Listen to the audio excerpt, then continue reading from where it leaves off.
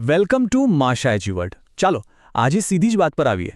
આજના આ ખાસ વિશ્લેષણમાં આપણે ટેટ-1 ભરતીની અત્યારની પરિસ્થિતિનું એકદમ શાંત અને ડેટા આધારિત પૃથ્થકરણ કરવાના છીએ. બજારમાં અત્યારે જાતજાતની ચિંતાઓ અને અફવાઓ ચાલી રહી છે, રાઈટ? પણ આજે આપણે ફક્ત અને ફક્ત હકીકતો અને તર્ક પર જ વાત કરીશું. કટ ઓફ ક્યાં અટકશે, કોર્ટ મેટરનું શું થશે, આ બધા જ સવાલોના જવાબો આજે આપણે આંકડાઓની ભાષામાં સમજીશું.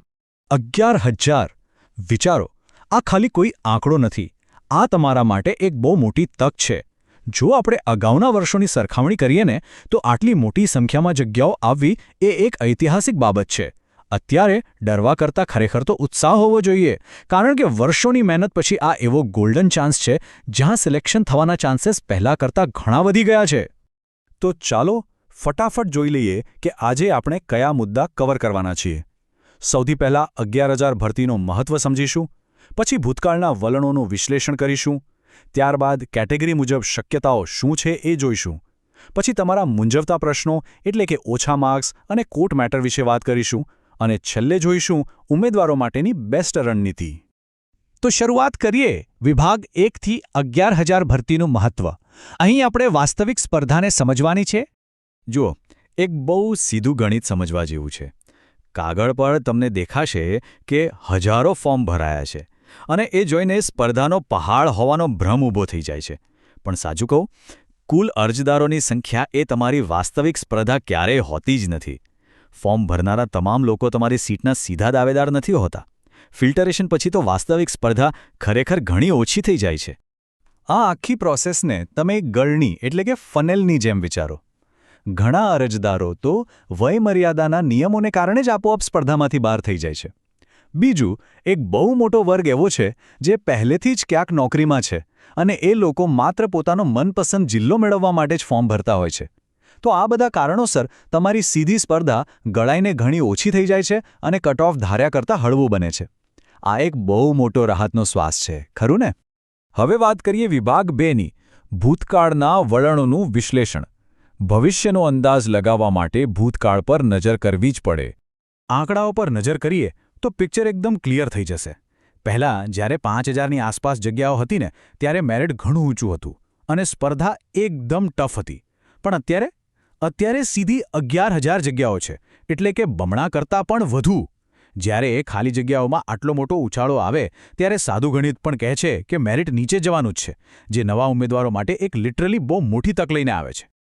આગળ વધીએ વિભાગ 3 તરફ, કેટેગરી મુજબ શક્યતાઓ. અહીં આપણે અરજદારોના વિભાજનને ડીકોડ કરીશું. હવે સૌથી ઇન્ટરેસ્ટિંગ વાત એ છે કે આ કુલ જગ્યાઓ વહેંચાય છે કેવી રીતે. Open, OBC SCBC, SC ST અને ઈડબ્લ્યુએસ, આ દરેક કેટેગરીનું એક અલગ જ ડાયનેમિક છે. આખી ભરતીને તમે એક જ ચશ્માથી ના જોઈ શકો, કારણ કે દરેક ઝોન માટે સ્પર્ધા અને તકોનું સ્તર એકદમ અલગ અલગ રહેવાનું છે. તો ચાલો આને એકદમ ન્યૂટ્રલ રીતે સમજીએ. ઓપન કેટેગરીમાં સ્પર્ધા ચોક્કસ વધારે હોય છે, પણ સામે સીટો પણ વધુ હોય છે. ઓબીસી અને એસસીબીસી માટે તો આ એક અત્યંત મજબૂત તક છે.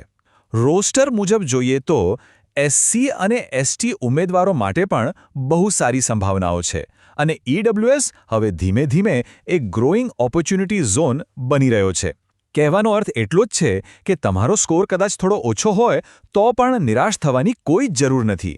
યોગ્ય કેટેગરીમાં સફળતાનો રસ્તો ખુલી જ શકે છે. હવે આવીએ વિભાગ 4 પર, ઓછા માર્ક્સ અને કોર્ટ મેટર. આ એ મુદ્દો છે જેની સૌથી વધુ ચર્ચા થઈ છે. અત્યારે તમારા મનમાં એક પ્રશ્ન સતત ઘુમરાતો છે, રાઈટ?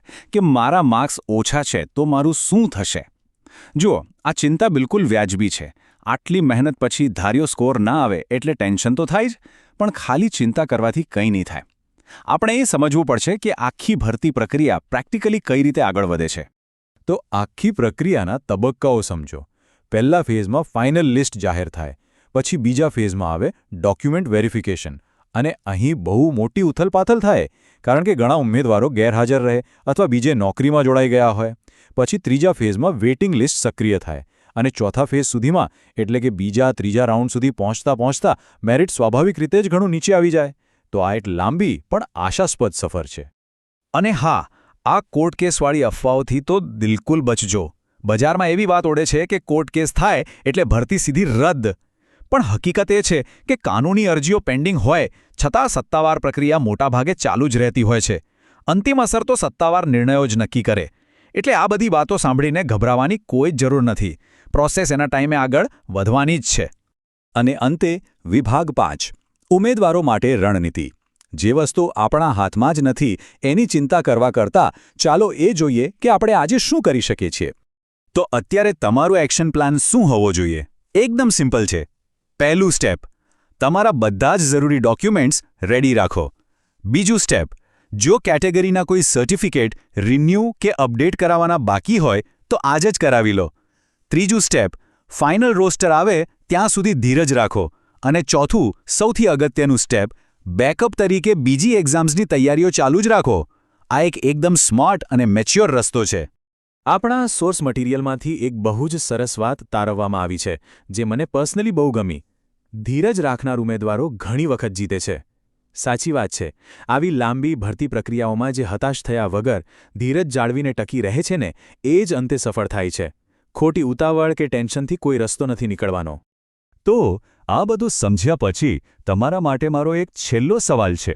જ્યારે ફાઇનલ રોસ્ટર અને સત્તાવાર અપડેટ્સ જાહેર થશે ત્યારે શું તમારા તમામ ડોક્યુમેન્ટ્સ સંપૂર્ણ રીતે તૈયાર હશે ખરા? બસ આ જ સકારાત્મક તૈયારી સાથે તમારે ફાઇનલ રોસ્ટરની રાહ જોવાની છે. આજના આ વિશ્લેષણમાં જોડાવા બદલ તમારો ખૂબ ખૂબ આભાર. સતત શીખતા રહો, તૈયારી કરતા રહો અને હા, ઓલ ધ બેસ્ટ.